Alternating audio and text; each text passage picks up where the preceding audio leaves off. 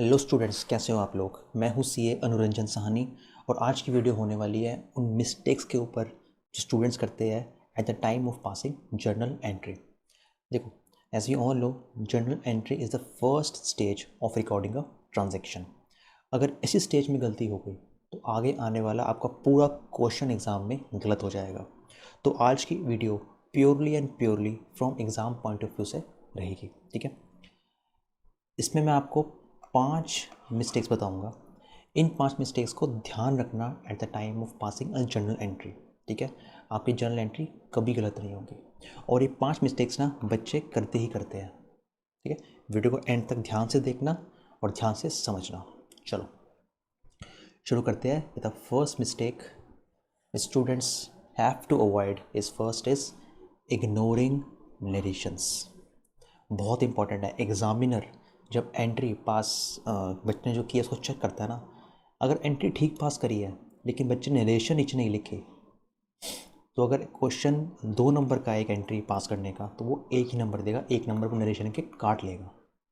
तो ध्यान रखना इसमें एग्ज़ाम में कि आपको नरेशन ज़रूर लिखनी है। मतलब फॉर एग्ज़ाम्पल, मोहन से हमने गुड्स परचेज करे तो क्या लिखेंगे, being goods purchased from Mohan. बस कुछ सेकंड लगेंगे, आपको फुल मार्क्स मिल जाएंगे 2 आउट ऑफ 2, ठीक है। तो नरेशंस जर्नल एंट्री पास करते ही ज़रूर लिखनी है, ठीक है। चलो चलो अब चलते हैं सेकंड मिस्टेक में। देखो, बच्चे और इसमें कंफ्यूज क्या होते हैं, कैपिटल और ड्राइंग में। इसमें क्या कन्फ्यूजन होती है, हम सबको पता है कि अकाउंटिंग जो है वो ओनर और उसकी कंपनी को सेपरेट ट्रीट करती है, ठीक है। हम सबको पता है ये। अब देखो, अगर एग्ज़ाम में क्वेश्चन आया कि मोहन जो ओनर है, ठीक है, उसने कंपनी से 10,000 रुपये विड्रॉ करे, ठीक है। अब बच्चे क्या करते हैं ना, ओनर यानी कि मोहन के पॉइंट ऑफ व्यू से एंट्री कर देते हैं। उसके पास कैश आया तो शो कर दिया अकाउंट को डेबिट, ठीक है। और उसने क्या बोला ओनर ने कि भाई देखो कैपिटल कम हो गया तो कैपिटल यहाँ से कम कर देते हैं,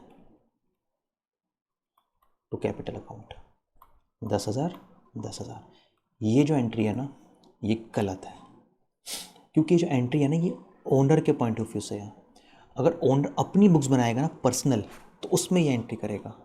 लेकिन हम किसकी अकाउंटिंग करते हैं, कंपनी की, और कंपनी और ओनर डिफरेंट है। तो इसकी ठीक एंट्री क्या होगी, जब ओनर ने 10,000 रुपये निकाल लिए कंपनी से तो ऑब्वियसली कंपनी में कैश कम होगा, तो to cash we are passing entry from company's point of view. तो कंपनी के अकाउंट से कैश कम हो गया, इसलिए कैश को हमने कर दिया क्रेडिट 10,000। और डेबिट किसको करेंगे, डेबिट करेंगे ड्राइंग्स 10,000। ये एंट्री होगी, ठीक है।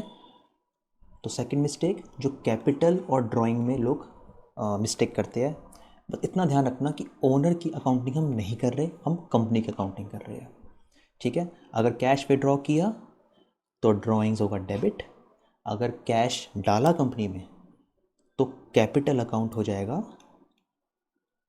टू क्रेडिट, ठीक है। और डेबिट हो जाएगा कैश, क्योंकि कंपनी अकाउंट में कैश आ गया। क्लियर। चलो भाई, let's move to third mistake, wrong debit and wrong credit. Yes, बच्चे इसमें सबसे ज़्यादा गलती करते हैं। क्यों? देखो, 2 तरीके होते हैं जर्नल एंट्री पास करने के। पहला तो या तो आप 3 गोल्डन रूल्स लगाओ अकाउंटिंग के। क्या क्या? Personal account, real account and nominal account, ठीक है। देखो, और दूसरा तरीका होता है जो मैंने आपको ट्रिक बताई थी, ठीक है, डेबिट और क्रेडिट करने की। मैक्सिमम बच्चे ना इसको लगाते हैं एग्ज़ाम में, और मैं इसको पर्सनली रेकमेंड नहीं करता। क्यों?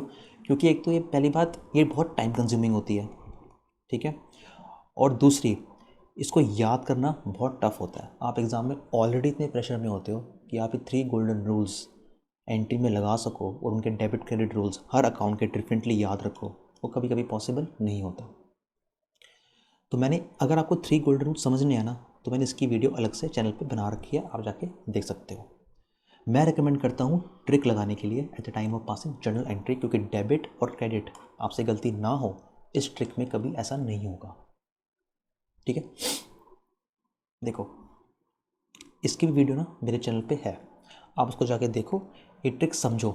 मैंने एग्जाम्पल के साथ इस ट्रिक को समझा रखा है और आपको बहुत अच्छे से समझ आएगा। ये ट्रिक समझने के बाद ना आप अपनी बुक उठाना और अपने सारे क्वेश्चंस करना, देखना आपसे आराम से हो जाएंगे। ठीक है, चलो एक क्लियर से चलते हैं 4th मिस्टेक में।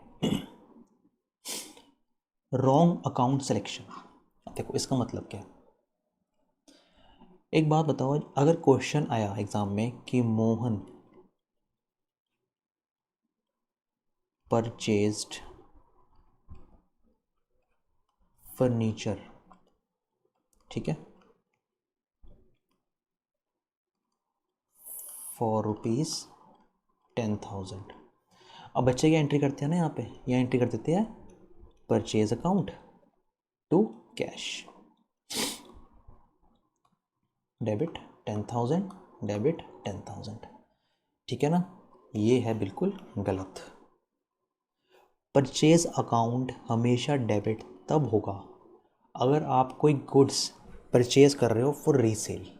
ठीक है, फॉर एग्जांपल मैं ट्रेडिंग कंपनी में हूँ, मैं शूज़ खरीदता हूँ और उसको आगे कस्टमर को बेच देता हूँ, तब मैं करूँगा परचेज अकाउंट को डेबिट, क्योंकि मेरा स्टॉक है शूज़।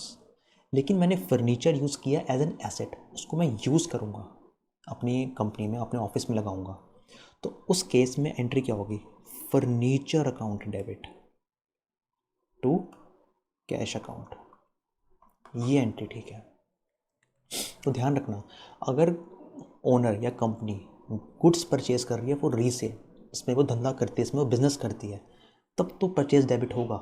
लेकिन क्योंकि एसेट परचेज कर रही है, ठीक है, तो उस केस में वो एसेट डेबिट होगा। ये मिस्टेक ध्यान रखना, इसको अवॉइड करना। ठीक है, चलो last mistake is assuming cash instead of credit. बहुत कॉमन मिस्टेक है। देखो एग्ज़ाम में क्वेश्चन आया, राहुल, नहीं, कंपनी के पॉइंट ऑफ व्यू से लेते हैं, कंपनी परचेज्ड,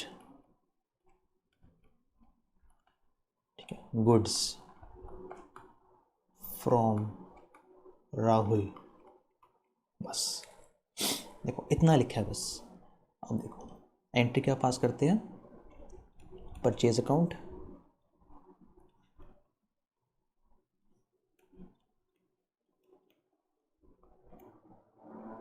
ठीक है, टू कैश। ये एंट्री गलत है। क्यों? क्वेश्चन में लिखा है company purchase goods from Rahul, बस फुल स्टॉप। क्या क्वेश्चन में लिखा है इन कैश? नहीं लिखा ना, इट मीन्स ये कैश में नहीं खरीदा, ये क्रेडिट में खरीदा है, तो यहाँ पे कैश नहीं, राहुल हो जाएगा हमारा क्रेडिट। अगर क्वेश्चन में सिर्फ नाम के आगे छोड़ दिया और इन कैश नहीं लिखा, तो इट मीन्स क्रेडिट करना है क्रेडिटर को। मतलब वो जो क्वेश्चन बोल रहा है, वो बोल रहा है कि जो गुड्स परचेज करे हैं वो हमने क्रेडिट में करे, कैश में नहीं करे। लेकिन अगर क्वेश्चन में एंड में लिखा है इन कैश, या किसी बीच पर कहीं बीच में लिखा है इन कैश, तब आपको कैश क्रेडिट करना है। अगर कैश लिखा है तभी मानना है कि कैश में परचेज या सेल करी है, अगर कैश नहीं लिखा तो मान लेना क्रेडिट में परचेज या सेल करी है। क्लियर? चलो, तो ये थी हमारी 5 मिस्टेक्स। सबसे पहली, इग्नोरिंग नरेशन, नरेशन ज़रूर लिखनी है। Capital versus drawing, capital drawing में ध्यान रखना है किसको डेबिट किसको क्रेडिट करना है, क्योंकि ओनर और कंपनी अलग अलग होते हैं। हम अकाउंटिंग करते हैं from company's point of view, not owners point of view. ठीक है, रॉन्ग डेबिट क्रेडिट, बच्चे रॉन्ग डेबिट करते हैं और रॉन्ग क्रेडिट करते हैं, क्यों? ये दोनों वीडियो देखना, समझ जाओगे। 3 गोल्डन रूल्स अकाउंटिंग की वीडियो अगर आपको ध्यान से, आपको टॉपिक समझना है तो जाके वीडियो देख लो, चैनल पे है। और ये ट्रिक कि जर्नल एंट्री पास कैसे करनी है ताकि डेबिट और क्रेडिट गलत ना हो, इसकी वीडियो मैंने चैनल पे डाल रखी है, आप ज़रूर जाके देखना। Fourth mistake, wrong account selection. अगर एसेट परचेज किया है तो एसेट को डेबिट करना है, परचेज को नहीं करना। अगर गुड्स परचेज कर रहे हैं for resale, then purchase debit होगा। And last is assuming cash instead of credit. अगर क्वेश्चन में कहीं लिखा है कि इन कैश परचेज सेल करी है, तब कैश क्रेडिट करना, वरना कैश क्रेडिट मत करना। क्रेडिटर को क्रेडिट करना या फिर सेल के टाइम डेटर को डेबिट करना। ठीक है, चलो ओके। सो वीडियो यहाँ ख़त्म होती है। अगर आपको वीडियो इन्फॉर्मेटिव लगी तो please like the video and please subscribe to my channel for more such videos. मैं ऐसी वीडियोस लाता रहता हूँ ताकि आप स्टूडेंट्स को हेल्प हो। और आपको अगर किसी स्पेसिफिक टॉपिक पे वीडियो चाहिए प्लीज़ कमेंट करना, मैं उस वीडियो ज़रूर लाऊंगा। See you in my next video. Thank you.